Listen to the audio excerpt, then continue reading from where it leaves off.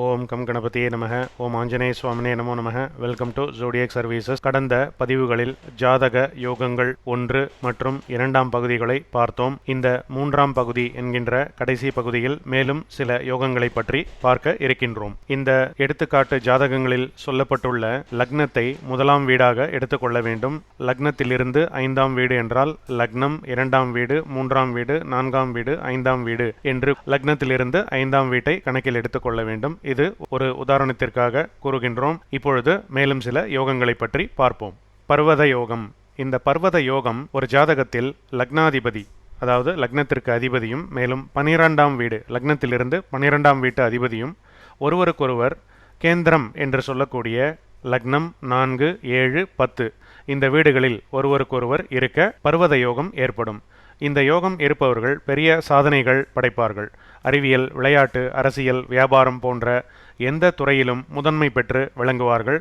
பெரிய மலையளவு பிரச்சனைகள் இருந்தாலும் எளிதில் சமாளித்து தீர்வு காண்பார்கள். கடினமான வேலைகளையும் செய்து முடிக்கக்கூடிய திறமைகள் இவர்களிடத்தில் இருக்கும். கொடுக்கப்பட்ட உதாரண ஜாதகத்தில் தனுசு லக்னத்திற்கு அதிபதி, லக்னாதிபதி குரு 4ஆம் இடத்தில் இருக்கின்றார். இந்த குரு பகவானுக்கு 12ஆம் அதிபதி, அதாவது லக்னத்திற்கு 12ஆம் அதிபதி செவ்வாய் குருவிற்கு 4ஆம் இடத்தில், அதாவது கேந்திர பலம் பெற்று விளங்குகின்றார். இது ஒருவித பர்வத யோகம் எனப்படும். மேலும் இதுபோன்று லக்னாதிபதி மற்றும் 12ஆம் வீட்டு அதிபதிகளை எந்த லக்னத்திற்கும் நீங்கள் கேந்திரத்தில் இருக்கின்றதா என்பதை பார்த்து பர்வத யோகத்தை தெரிந்து கொள்ளலாம். அடுத்து பிரம்ம யோகம். இந்த பிரம்ம யோகம் எனப்படுவது லக்னத்திலிருந்து 9ஆம் அதிபதி, அந்த 9ஆம் அதிபதிக்கு குரு கேந்திரத்தில் இருந்தால், அதாவது 1, 4, 7, 10 1ஆம் வீடு என்றால் லக்னமாகும். அதாவது 9ஆம் அதிபதிக்கு குரு பகவான் 1, 4, 7, 10ஆம் வீடுகளில் இருந்தால் அது ஒரு பிரம்மயோகம் எனப்படும். அடுத்து லக்னத்திற்கு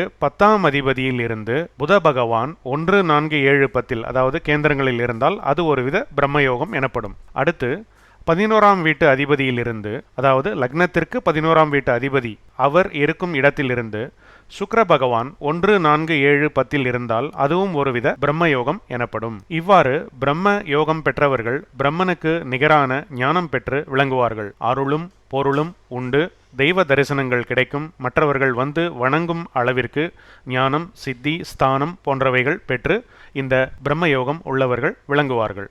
மக்களுக்கு போதனை செய்து நல்வழி காட்டும் மகான்களாகவும் சிலர் இருப்பார்கள் இந்த பிரம்மயோகம் பெற்றவர்கள். இந்த முதலாவது உதாரண ஜாதகத்தில் லக்னம், அதாவது தனுசு லக்னத்திற்கு அதிபதி குரு, அவர் 3ஆம் வீட்டில் இருக்கின்றார். அந்த குரு பகவானிலிருந்து 9ஆம் வீட்டு அதிபதி சூரியன், சூரிய பகவான், சூரியன் சொந்த வீட்டில் இருக்கின்றார். இந்த சூரிய பகவானுக்கு குரு, அதாவது 9ஆம் அதிபதிக்கு குரு கேந்திரஸ்தானத்தில் 7ஆம் இடத்தில் இருக்கின்றார். இது ஒருவித பிரம்மயோகமாகும். அடுத்த 2வது உதாரணத்தில் இந்த பிரம்மயோகமாகப்பட்டது லக்னாதிபதி குரு 10ஆம் வீட்டில் இருக்கின்றார்.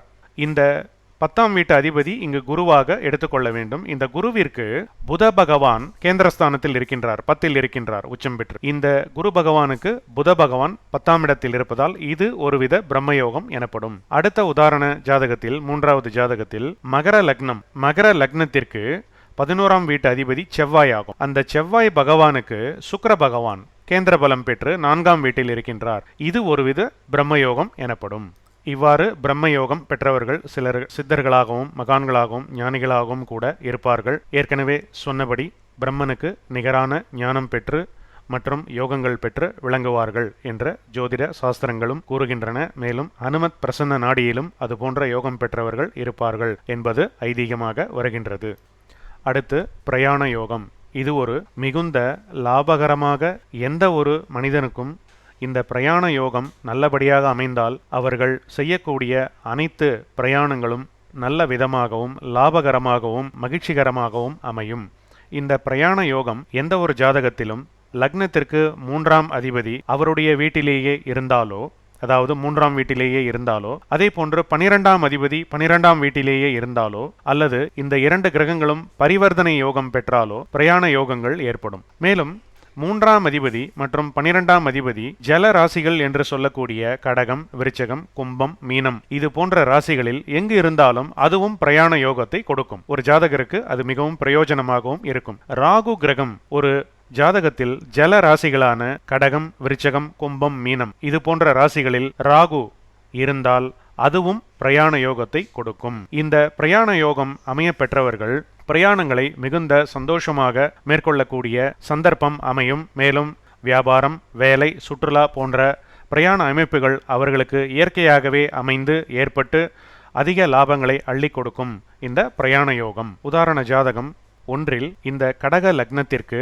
3ஆம் அதிபதி புதன் அவருடைய சொந்த வீட்டிலேயே, அதாவது கன்னியில் உச்சம் பெற்று இருப்பதால் இது ஒரு பிரயாண யோகம் எனப்படும். மேலும் அடுத்த உதாரண ஜாதகம் மகர லக்னத்திற்கு 12ஆம் அதிபதி குரு 12ஆம் வீட்டிலேயே இருந்து இங்கு பிரயாண யோகத்தை ஏற்படுத்தி கொடுக்கின்றார். அடுத்த ஜாதகத்தில் உதாரண ஜாதகத்தில் மீன லக்னத்திற்கு 3ஆம் அதிபதி சுக்கிரன், மேலும் மீன லக்னத்திற்கு 12ஆம் அதிபதி சனி, இந்த இருவரும் பரிவர்த்தனை யோகம் பெற்றுள்ளார்கள். அதாவது மகர ராசி என்று சொல்லக்கூடிய ராசிக்கு அதிபதி சனி துலா ராசியிலும், அதாவது சுக்கிரன் வீட்டிலும், துலா ராசிக்கு அதிபதி சுக்கிரன் மகர ராசி அதாவது சனியினுடைய வீட்டிலும் பரிவர்த்தனை யோகம் பெற்று பிரயாண யோகத்தை ஏற்படுத்தி கொடுக்கின்றார்கள். அடுத்த உதாரண ஜாதகத்தில் 4வது ஜாதகத்தில் மீன லக்னத்திற்கு 3ஆம் அதிபதி சுக்கிரன் கும்பராசியில் இருப்பதாலும், அதாவது கும்பராசி ஜலராசியாகும், அதில் சூரியனுடன் இணைந்து சுக்கிரன் கும்பராசியில் இருக்கின்றார். மேலும் 12ஆம் அதிபதி கும்பராசிக்கு அதிபதி சனி விருச்சக ராசி, அதாவது ஜலராசி என்று சொல்லக்கூடிய விருச்சக ராசியில் இருக்கின்றார்.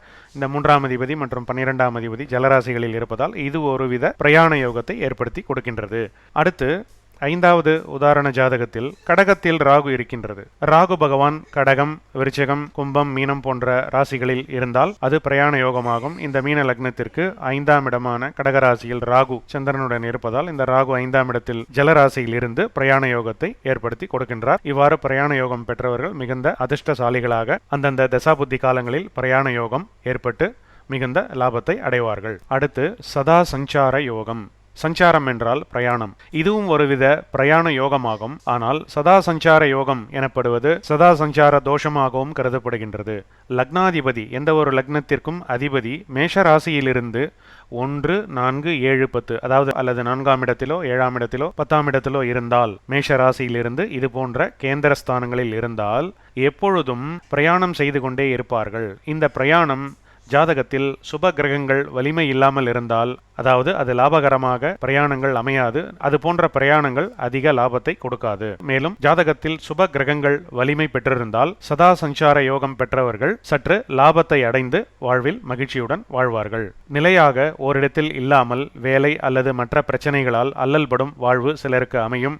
இந்த சஞ்சார தோஷம் என்று சொல்லக்கூடிய அமைப்பில் இருப்பவர்கள் ஒரு வழக்கு, வியாஜ்யம் போன்றவற்றில் அவஸ்தைப்படுவார்கள். மேலும் சுப கிரகங்கள் வலிமை இல்லாமல் இருந்தால் அவர்களுக்கு மிகுந்த நஷ்டங்களும் கஷ்டங்களும் ஏற்படும். சுப கிரகங்கள் வலிமை அதிகம் பெற்றிருந்தால் இவர்களுடைய சஞ்சாரமாகப்பட்டது, அதாவது பிரயாணமாகப்பட்டது ஓரளவு லாபகரத்துடன் இருக்கும்.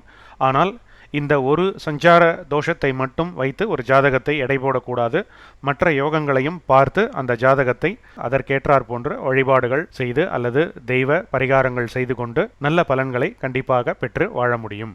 அடுத்து சக்கரவர்த்தி யோகம் அல்லது அரச யோகம் என்றும் இது அழைக்கப்படும். இந்த சக்கரவர்த்தி யோகம் எப்படி வருகிறதென்றால், லக்னத்திற்கு 10இல் செவ்வாய் பகவான் ஆட்சி அல்லது உச்சம் பெற்றிருந்தால் அது ஒருவரை பல துறைகளிலும் வேலைகளிலும் வல்லுநராக ஆக்கக்கூடிய அமைப்பு ஆகும். அரசனும் ஆச்சரியப்படும் அளவிற்கு மக்கள் இவரை போற்றுவார்கள். அவ்வளவு திறமைசாலிகளாகவும் எடுத்த வேலைகளை எளிதில் முடிக்கக்கூடியவர்களாகவும் பல பேரை, அதாவது நூற்றுக்கணக்கிலும் ஆயிரக்கணக்கிலும் மக்களை ஒன்று திரட்டி அவர்கள் மூலம் மிகுந்த சாதனைகளை படைக்கக்கூடியவர்களாகவும் இந்த சக்கரவர்த்தி யோகம் பெற்றவர்கள் இருப்பார்கள். மிகப்பெரிய நிறுவனங்களை வழி நடத்தக்கூடிய அளவிற்கு ஒரு இடம் மட்டுமில்லாமல் உலகளவும் அனைத்து துறைகளிலும் வழிநடத்தக்கூடிய அளவிற்கு இவர்களுக்கு திறமையும் மேலும் இறைவனுடைய அருளும், குறிப்பாக முருகனுடைய அருளும் பெற்று இந்த சக்கரவர்த்தி யோகம் பெற்றவர்கள் விளங்குவார்கள். உதாரண ஜாதகத்தில் இந்த கும்ப லக்னத்திற்கு 10ஆம் அதிபதி செவ்வாய்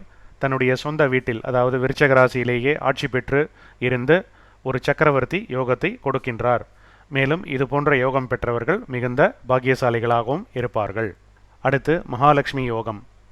இந்த மகாலட்சுமி யோகம் லாபஸ்தானம் என்று சொல்லக்கூடிய லக்னத்திற்கு 11ஆம் வீட்டில் 3 அல்லது அதற்கு மேற்பட்ட கிரகங்கள் இருந்தால் அது மகாலட்சுமி யோகம் என்று அழைக்கப்படும். இந்த மகாலட்சுமி யோகம் மற்ற பெயர்களாலும் அழைக்கப்படுகின்றது. அதாவது சர்வ சித்தி யோகம், சகலகலா வல்லப யோகம், சர்வ வசிய யோகம், இந்திர யோகம் என்று பல பெயர்களால் இந்த யோகங்கள் அழைக்கப்படுகின்றன. இந்த யோகம் ஒருவரை இந்திரனுக்கு சமமாக இணையாக பொன், பொருள், பெருமை, மதிப்பு, புகழ், கல்வி, ஆரோக்கியம், மகிழ்ச்சி, திறமை, தெய்வ அருள் போன்ற பலவிதமான அதிர்ஷ்டங்களை பெற்று வாழ வைக்கும். கொடுக்கப்பட்ட உதாரண ஜாதகத்தில் மீன லக்னத்திற்கு லாபஸ்தானமாக 11ஆம் இடமான மகர ராசியில் குரு பகவான், செவ்வாய் பகவான், சந்திர பகவான் ஆகிய மூவரும் இருக்கின்றார்கள். அங்கு செவ்வாய் உச்சம் பெற்றிருக்கின்றது. சந்திரனுடன் இந்த சந்திர மங்கள யோகத்தை கொடுக்கின்றது. குரு பகவானுடன் இணைந்து குருமங்கள யோகத்தை கொடுக்கின்றது. இதுபோன்று லாபஸ்தானத்தில் எத்தனை கிரகங்கள் இருந்தாலும் மாந்தி உள்பட, குளிகன் உள்பட அந்த ஸ்தானம் பலம் பெறுகின்றது. அங்கு எந்த விதமான தோஷங்களும் கிடையாது. இந்த லக்ஷ்மி ஸ்தானத்திற்கு சொல்லக்கூடிய ஜாதகம் ஒரு கிரகமாவது அங்கு இருந்தால் அது சுத்த ஜாதகமாக கருதப்படுகின்றது. அங்கு செவ்வாய் தோஷமோ, களத்தர தோஷமோ, காலசர்ப தோஷமோ போன்ற எந்த தோஷங்களும் பாதிப்பில்லாமல் அந்த ஸ்தானம் விளங்குகின்றது. அதுபோன்று லாபஸ்தானத்தில் அனைத்து கிரகங்களும் இருக்க வேண்டும் என்று ராவணனும் மன்றாடி கேட்டுக்கொண்டான் என்பது சாஸ்திரங்களில் கூறப்பட்டிருக்கின்றது. இதுபோன்று லக்ஷ்மி ஸ்தானம் என்று சொல்லக்கூடிய, இந்திரஸ்தானம் என்று சொல்லக்கூடிய அந்த 11ஆம் இடம் மிகவும் சக்தி வாய்ந்ததாக ஒரு ஜாதகத்தில் இருக்கின்றது.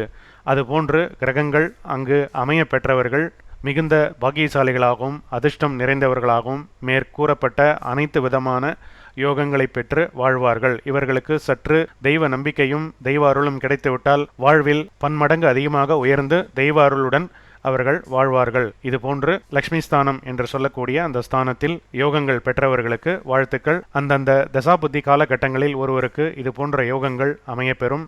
மேலும் ஜோதிடம், ஜாதகம், பிரசன்னம் போன்ற உதவிகளுக்கு தொடர்பு கொள்ளவும். இந்த வீடியோவை லைக் செய்யுங்கள், ஷேர் செய்யுங்கள், சேனலை சப்ஸ்கிரைப் செய்யுங்கள். ஜோடியாக் சர்வீசஸ் மூலமாக உங்கள் GR நரசிம்மன். நன்றி, வணக்கம்.